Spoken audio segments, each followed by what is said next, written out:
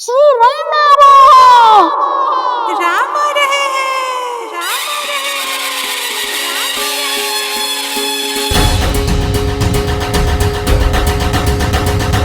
शीश काट तारा दुष्ट दशानन पाप कर आए मर्दन हो राम से है रघुवीर बने तू अकेश बने है अंजन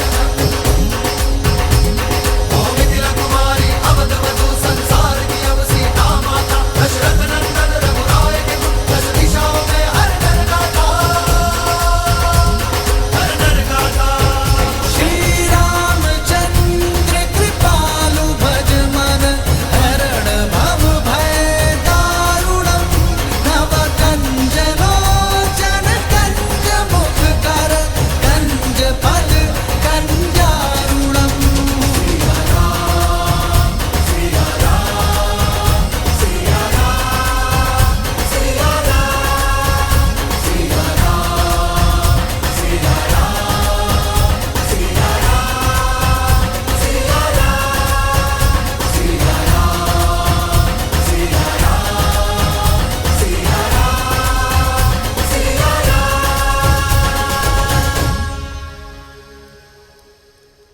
अब भीतर आकर इस प्राणहीन महल में प्राण फूको पुत्र। सीता के साथ गृह प्रवेश करो पुत्र।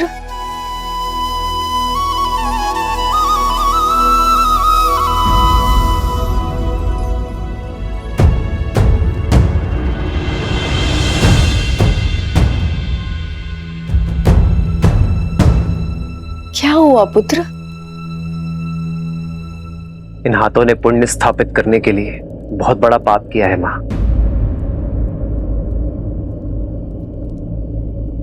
रावण का वध कर ब्रह्म हत्या के पाप से मलिन हुए। केवल आपकी आरती से ये शुद्ध नहीं होंगे मां।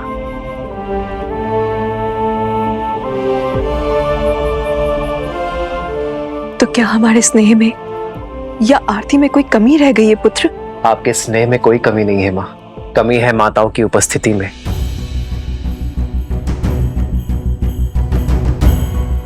आरती करने वाली एक माता के ना होने में है।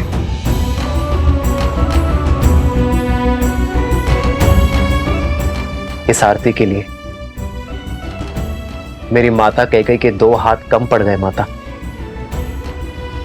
कैकेयी के दुख और लज्जा का भान नहीं है तुम्हें। कहती है फिर तुम्हें कभी मुख नहीं दिखाएगी। उसे भय है कि तुम्हारा सामना करने में वो सक्षम नहीं। उसने संदेश भिजवाया है कि वो राम से दृष्टि मिलाएगी तो वो जी नहीं पाएगी। उसकी आत्मा उसका शरीर छोड़ देगी और तुम्हारे गृह प्रवेश में वो कोई अपशगुन नहीं चाहती। फिर तो वनवास से भी बड़ा संकट हो जाएगा मां। माता कैकेयी का ना आना अपशकुन होगा। मेरी माता कैकेयी के आशीर्वाद के बिना मैं नगर में तो प्रवेश कर गया, किंतु गृह प्रवेश नहीं कर पाऊंगा। गृह प्रवेश नहीं कर पाऊंगा। गृह प्रवेश नहीं कर पाऊंगा। रघुनंदन तो बन गया, किंतु रघुकुल का राजा नहीं बन पाऊंगा। राजा नहीं बन पाऊंगा। मैं अपनी माता कैकेयी के बिना घर प्रवेश नहीं करूंगा। मैं प्रवेश नहीं करूंगा।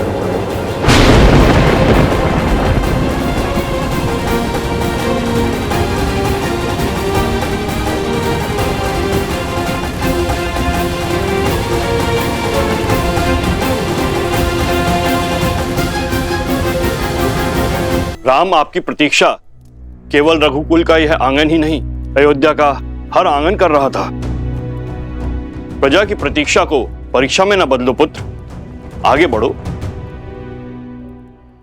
माता कैकेयी की उपस्थिति के बिना कैसे आगे बढ़ूं आचार्य? जिस माता ने बालपन से अपने हृदय में बिठाया, उन माता कैकेयी की अनुपस्थिति में अयोध्या का राज सिंहासन कैसे संभालूं? भैया, सूर्य का धर्म होता है सबके लिए उदय होना, और केवल एक के लिए वह अपने कर्तव्य से पीछे नहीं हट सकता। लज्जा का भार ममता पर हावी है और इसीलिए रानी कैकेयी ने स्वयं को एक कक्ष तक सीमित कर लिया है। जब मन में ही ग्लानि हो तो आशीर्वाद के लिए हाथ कैसे उठ सकते हैं? और केवल उनके लिए आप अयोध्या की प्रजा को आशीर्वाद देने उठे हाथों की उपेक्षा नहीं कर सकते। आइए ना भैया, गृह प्रवेश कीजिए ना। घर क्या होता है भरत? दीवारें, छत या वो आश्रय जो सुविधाओं से तो भरा है किंतु उसमें प्रेम का वास नहीं। घर का प्रारंभ होता है मां से, और यदि माता का मन ही अशांत हो तो घर शांत कैसे हो सकता है भरत? यदि आज मैं अपनी माता की लज्जा का अंत ना कर पाया तो उसी ग्लानि का अंग बनना स्वीकार है मुझे। माता कैकेयी के आशीष के बिना मैं गृह प्रवेश नहीं करूंगा। राम, तुम्हारे कर्म और विचार दोनों शुद्ध हैं। तुमने अधर्म का अंत कर धर्म की ध्वजा लहराई है। संसार का तारक स्वयं ग्लानि के सागर में कैसे डूब सकता है? किस काम के मेरे वो सुकर्म जो मेरे माता के मन की पीड़ा न हर सके? जो माता की पीड़ा न समेट पाया वो प्रजा का कष्ट कैसे हर पाएगा आचार्य? श्री राम उचित कह रहे हैं आचार्य। इस समय पुत्र का कर्तव्य राजा के दायित्व से बड़ा है।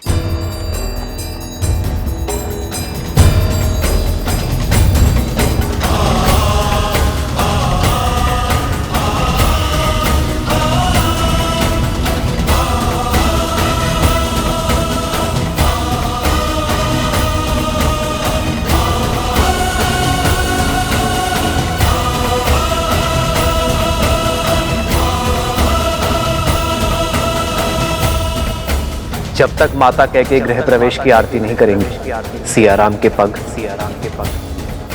इस घर की चौखट को नहीं छुएंगे।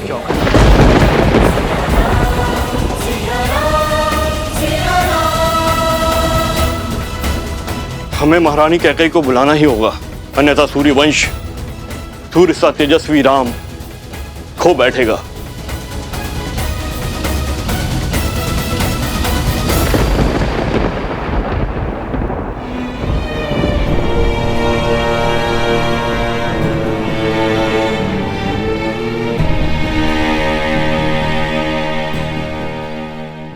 कस के पकड़ो, आंखें लक्ष्य पर, प्रत्यंचा तनी हुई। अब इसे खींचो और छोड़ दो।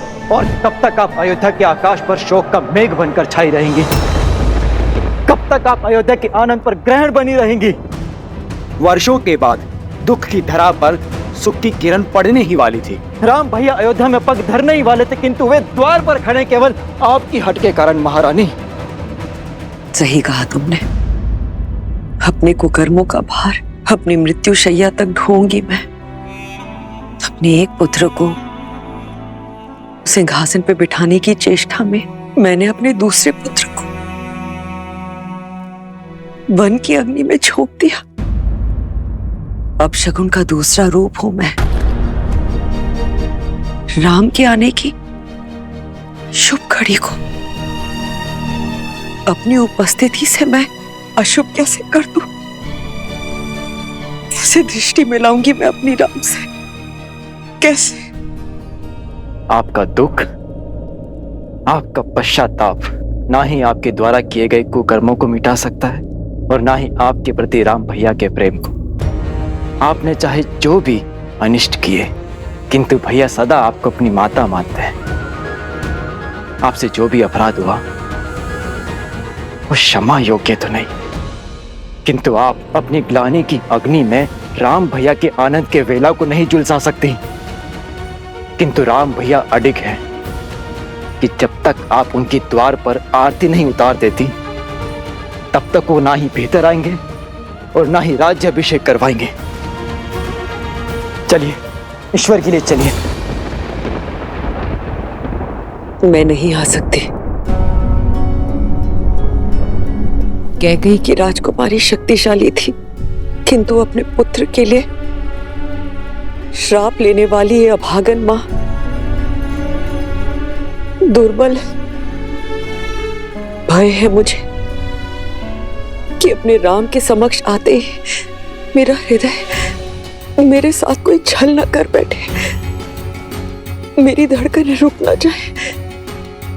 यदि ऐसा हुआ तो एक बार फिर मेरे राम का मार्ग रुक जाएगा। मेरी मृत्यु के कारण मेरे राम के आगमन की शुभ घड़ी अशुभ घड़ी में बदल जाएगी। नहीं, मैं ये पाप कदाचित नहीं होने दूंगी।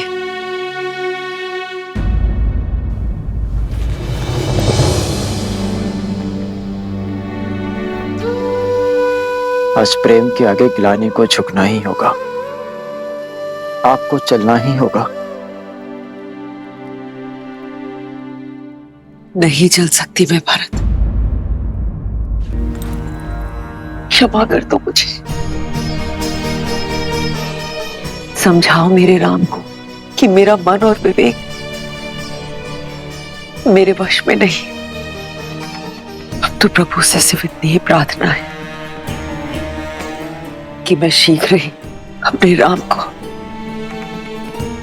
राज सिंहासन पर बैठे हुए देखूं। उसके पश्चात मैं निश्चित रूप से अपने प्राण त्याग सकती हूँ। उसके पश्चात मैं तुम्हारे पिताश्री से क्षमा मांगने परलोक जा सकती हूँ। कदाचित तभी मेरी आत्मा को शांति मिलेगी। क्षमा कर दो भरत, क्षमा करो। निर्बलता के इस क्षण में कैकेयी को विश्वास दिलाने का बल देना नारायण, कैकेयी को राम की दृष्टि मिलने का संबल और उसे आशीर्वाद देने का साहस देना। राम के लिए, अयोध्या के लिए कैकेयी का चित्त शांत करना होगा आपको। उसे ये विश्वास दिलाना होगा कि उसका आशीर्वाद श्राप नहीं, अयोध्या की कल की नींव है। हे भगवान, हमें तारिए। 14 वर्ष तक अयोध्या ने प्रतीक्षा के आंसू पिए हैं। इस प्रतीक्षा का अंत कीजिए। अब क्या होगा? महारानी कैकेयी बाहर आएंगी या नहीं? ना आए तो ही अच्छा है, जिसके कारण हमारे राम ने इतने कष्ट भोगे, महाराज दशरथ ने प्राण त्यागे, उसकी तो छाया हमारे भावी महाराज पे पड़नी भी नहीं चाहिए। सीते, यदि आज माता कैकेयी का सम्मान स्थापित ना हो पाया तो कभी नहीं होगा। संसार यही कहेगा कि अपनी पत्नी का मान बचाने के लिए महायुद्ध लड़ने वाला राम अपनी मां का सम्मान ना बचा पाया। जो भक्त ग्लानि के बेड़ियों में बंधे हो वो आपके पास कैसे आएंगे आर्य? जब जड़ें सूखी हो तो केवल पत्तों पर पानी डालने से वृक्ष हरा नहीं होता। जड़ों को सींचने से उसके प्राण जागते हैं। आप पहले भी कर चुके हैं आर्य। पहले माता अहिल्या थी, अब माता कैकेयी। आपको उनके सोए हुए मन को जगाना होगा आर्य। यदि पत्नी तुम जैसी धर्मात्मा हो तो व्यक्ति के लिए कोई लक्ष्य संभव नहीं है सीते। धन्यवाद।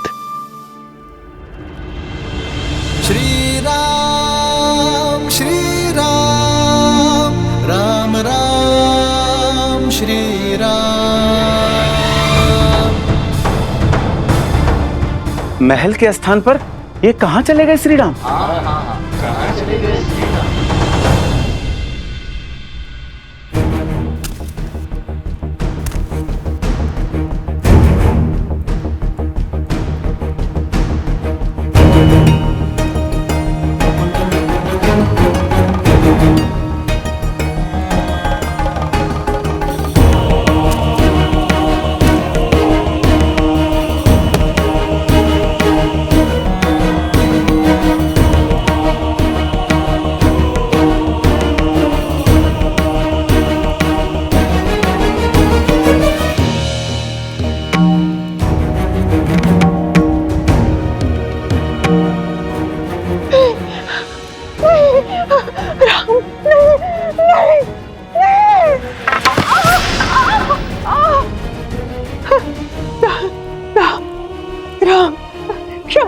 श्री राम, क्षमा करें ये दुष्टा अपने सारे अपराध स्वीकार करती है।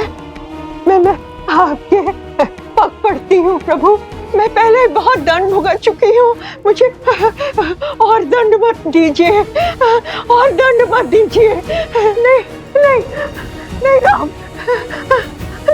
नहीं नहीं।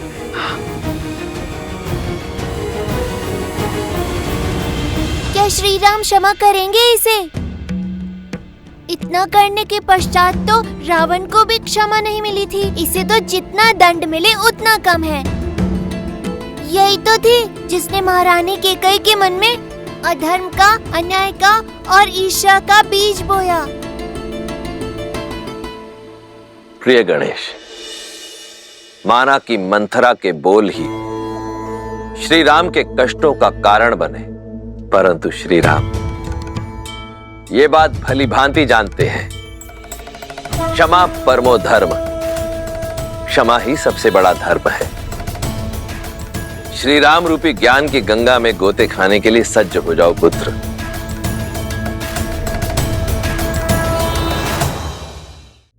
जिसे भय मार रहा हो उसे और क्या दंड दिया जाए? आपका भय ही आपका दंड है मंत्रा। किंतु तुम यहाँ?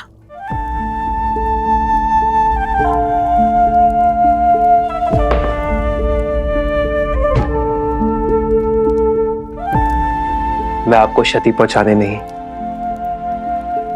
मुक्ति दिलाने आया हूं। कैसे नर हो राम, मुझ पर क्रोध नहीं आता? अयोध्या के 14 वर्ष के दुष्काल का कारण हूं मैं। तुम्हारे वनवास का कारण महाराज दशरथ की असमय मृत्यु का आधार हूं मैं। मेरे इन अपराधों को दंड देने का मन नहीं चाहता। आपने कुछ नहीं किया मंत्रा, ये तो नियति थी, समय था जो ऐसा चाहता था। आप तो केवल निमित्त है मंत्रा। यदि आप नहीं करती तो कोई और करता, किंतु होता यही, ये राम वनवास ही जाता।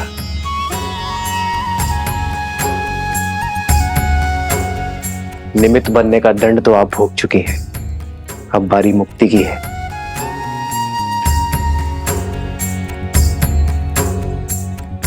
आइए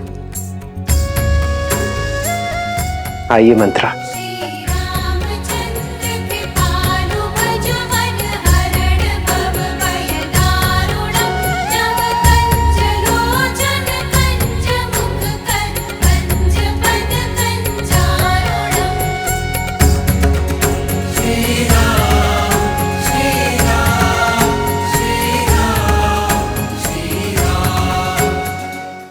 राम राजा बनने वाले हैं। यथा राजा तथा प्रजा। राजा की क्षमा प्रजा के लिए दया और करुणा का उदाहरण बनती है। श्री राम ये जानते हैं कि जो हृदय क्षमा कर सकता है वही हृदय सच्चा न्याय भी कर सकता है। अच्छा, तो मंत्रा को क्षमा कर श्री रामनाथ केवल स्वयं करुणा दिखा रहे हैं, बल्कि अपने प्रजा को भी करुणा का पाठ करा रहे हैं। हाँ पुत्र, श्री राम वो राजा नहीं जो केवल युद्ध जीतकर अपनी शक्ति और राज्य का विस्तार करे। श्री राम तो वो राजा हैं जो मन जीतकर सबके हृदय के सम्राट बनना जानते हैं। और आज मंथरा को क्षमा कर उन्होंने इस संपूर्ण संसार को राम राज्य की एक झलक मात्र दिखाई है। वो राम राज्य जिसकी सबसे बड़ी शक्ति है अपने क्रोध और द्वेष पर विजय पा लेना। अपने इस कृत्य से श्री राम ने संसार को यह दिखा दिया कि एक राजा का सबसे बड़ा बल है क्षमा करना।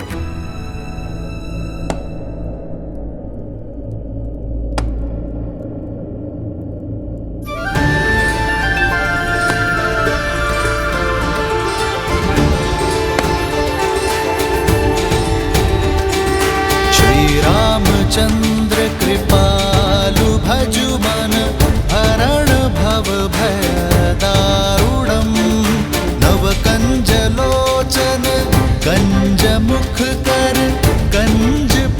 कञ्जारुणं कन्दर्पगणित अमित छवि नवनील नीरज सुन्दरं पटपीत